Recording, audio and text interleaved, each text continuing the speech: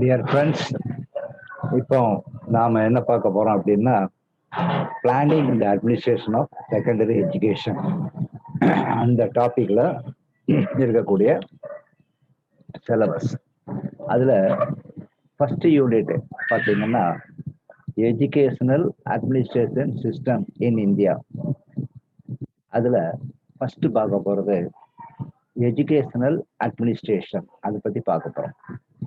Educational administrations அப்படின்னா to achieve the goals of education through effective and efficient manipulation of available inputs. இருக்கக்கூடிய வசதிகளை வச்சு என்ன பண்றது, எஜுகேஷனை நம்ம அடையிறது, எஜுகேஷனுடைய கோல்ஸ் அதை அடையிறது. It is concerned with the utilization of adequate resources available in the environment in order to foster the attainment of the goals of teaching and learning.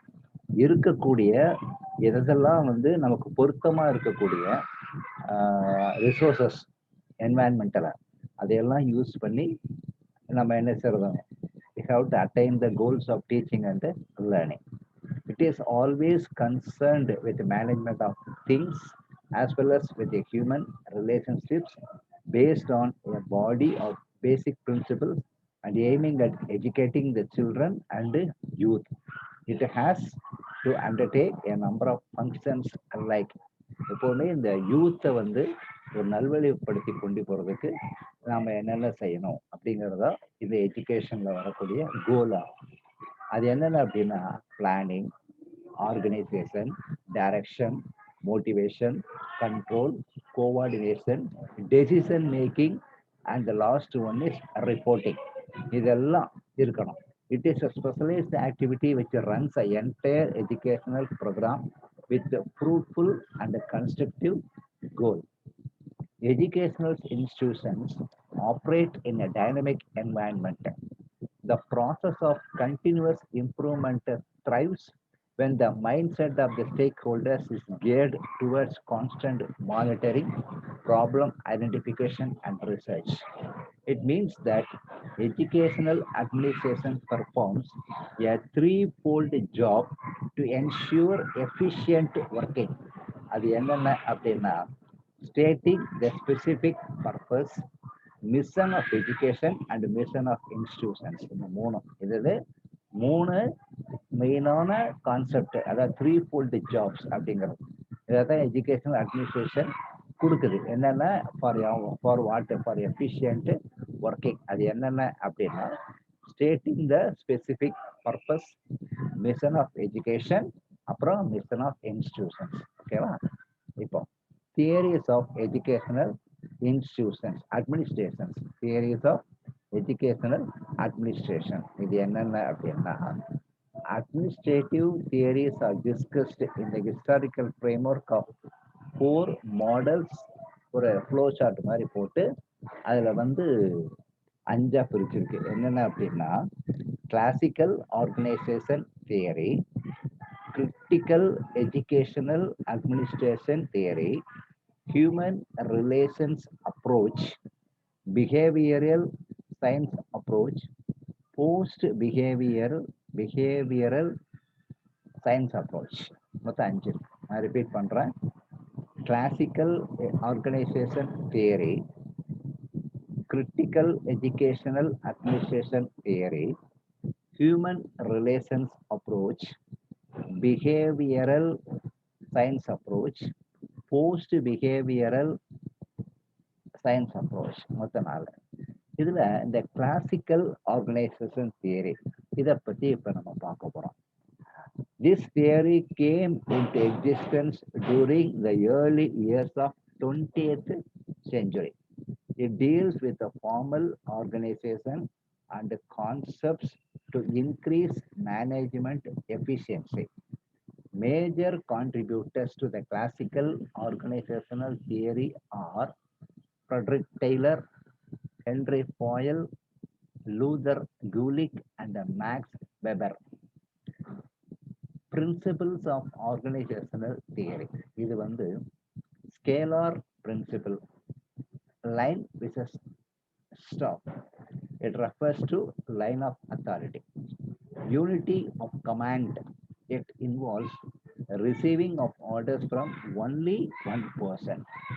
Exception principle. இது என்ன அப்படின்னா it delegation of routine tasks and deals only with exceptions. Span of control. இது என்னன்னா this theory is limited to number of people reporting to their superiors. That is, no people can be. Classical organization theory includes two different management perspectives. என்னென்ன scientific management and administrative management theory அப்படின்ட்டு ரெண்டு தான் இந்த classical organisation theory அது சொல்லுது. First scientific management theory. The theory of scientific management is a brainchild of Frederick Winslow Taylor. This theory emphasized on management of work and workers. In its simplest form, the theory follows the idea that there is one best way to do a job, and that is to use scientific method. In his view, அதாவது டெய்லரோட view படி, if a task is scientifically managed, it will increase the productivity by increasing efficiency and wages of workers. Scientific management in terms of time study standards, separation of administrative and employee duties and incentive systems would correct the performance of labors.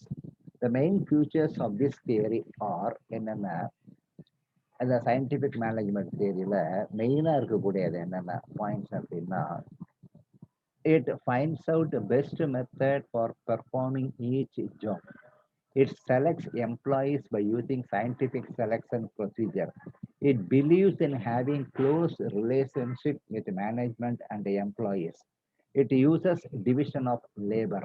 It tries to produce maximum output by fixing performance standards for each job and by having a differential piece rate system for each job for payment of wages. This theory is based on set of principles. The year 11, Taylor gave 4 principles for scientific management. என்னென்ன அப்படின்னா scientific job analysis. Job should be analyzed through observation, data gathering, careful measurement, and management. Such job analysis will replace the old rule of thumb method. Selection of personnel. Once the job is analyzed, the next step is to scientifically select, train, teach, and produce workers. Previously, workers chose their own work and trained themselves. Management cooperation. Managers should cooperate with workers to ensure that all work being done should be in line with the principles of science, that is scientific method. Functional supervising. Managers assume planning, organizing, and decision-making activities, whereas workers perform their jobs. Managers assume planning, organizing, and decision-making activities, whereas workers perform their jobs. In the past, almost all work and the greater part of their responsibility were thrust on workers. Besides above mentioned principles, Taylor has also given 2 more principles of scientific management. Performance standards. Taylor introduced time and motion studies to fix performance standards. For bringing uniformity of work, he fixed performance standards for time cost and quality of work. As a result, the efficiency of workers could be compared.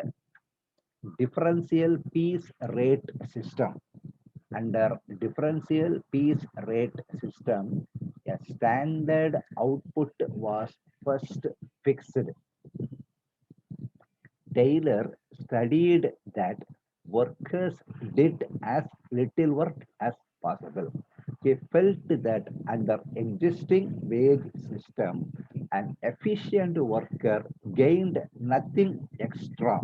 Then two wage rates were fixed. These are low wage rate was fixed for those workers who did not produce the standard output. Higher wage rate was fixed for those workers who produced standard output or more than the standard output. By adopting such a system of wage rate, inefficient workers will try to improve their efficiency, and efficient workers will be motivated to maintain or improve their production capacity. So இதோட இதை முடிச்சுக்கிறோம். அடுத்த டாபிக்கை நம்ம அடுத்த வீடியோல பார்க்கலாம். ஓகேவா? All the best.